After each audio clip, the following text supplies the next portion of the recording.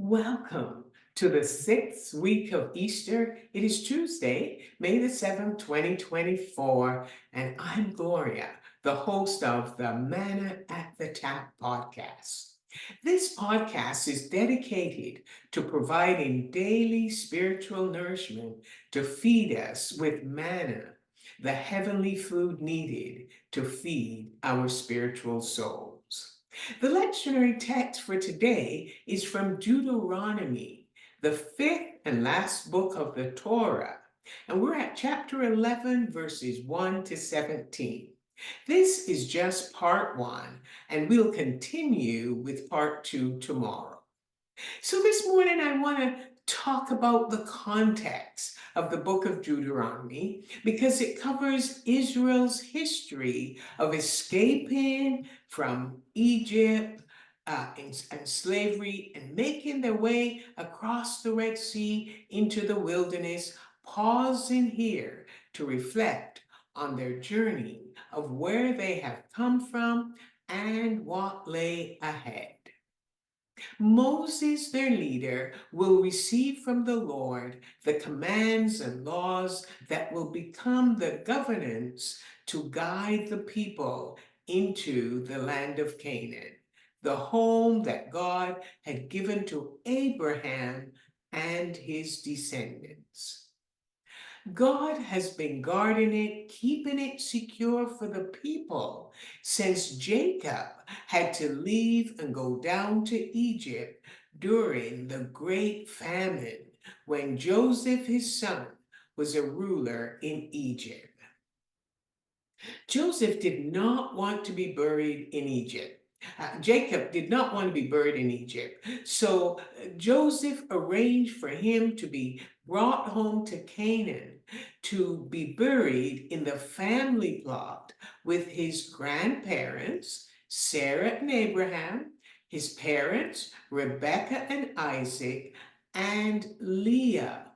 His uncle Laban gave him Leah as his wife. But the woman he loved, who was Joseph and Benjamin's mother, her name was Rachel. She died giving birth to Benjamin and was buried by the wayside. She is the one who was on the margins of life when King Herod, in his anger, had the babies under the age of 2 killed when the Magi did not return to him after finding the Holy Family. Rachel weeps with families who have lost children due to violence. Deuteronomy is Israel's written record, so it can be seen as a document that bridges their early history of nomadic living in the wilderness and the many events there. We also want to look for the principles and patterns in the shared narratives because we too are nomads on a journey to our heavenly home. We are strangers passing through this land, and we want to heed the principles and patterns given to the Israelites because they also apply to us. Chapter 11 of Deuteronomy opens with the command to love and be loyal and faithful to the Lord. Loving the Lord was based on God's covenant relationship with them and their willingness to turn from following other gods and be in a total relationship with Yahweh. God said he wanted the people's total loyalty by them obeying his decrees and laws. Now, Moses was aware of what was going through the minds of the people. They wanted to apply the words of the Lord to their children. But Moses said this message was for the present generation. These generations saw God's work for them, both in blessings and in chastenings. Let me give you a story about chastening. There is the story of two men who challenged Moses' leadership, and rather than defend himself, Moses committed it to God, and God destroyed the men and all that pertained to them. This story is found in Numbers chapter 16. But did you take note? Moses' leadership was challenged by the two ringleaders, and on top of that, well-known community leaders, about 250 of them, joined these two leaders in abusing Moses. Well, he tried to resolve their issue by asking them to appear before the Lord, but they refused. So Moses and his brother walked away. They fell face down and cried out, interceding to God for themselves and the people. God came to their aid, destroying the leaders and their possessions. The blessings of Yahweh are long-lasting promises. Living in Canaan, the land of promise, was a blessing.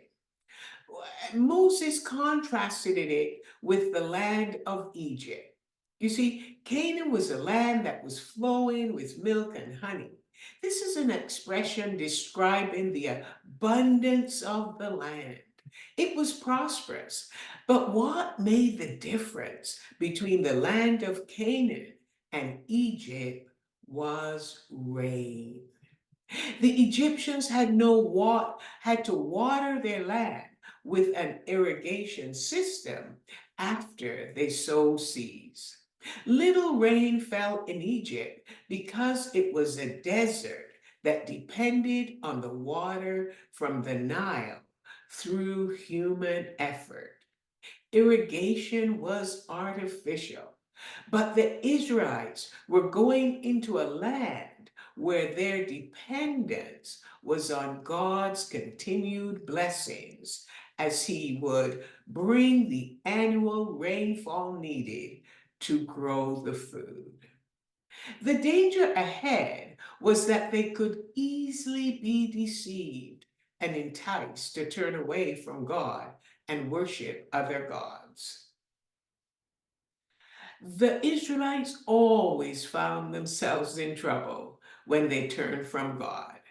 When that happened, we too will find ourselves in chaos because we'll make decisions in which we believe the Lord is angry and is punishing us.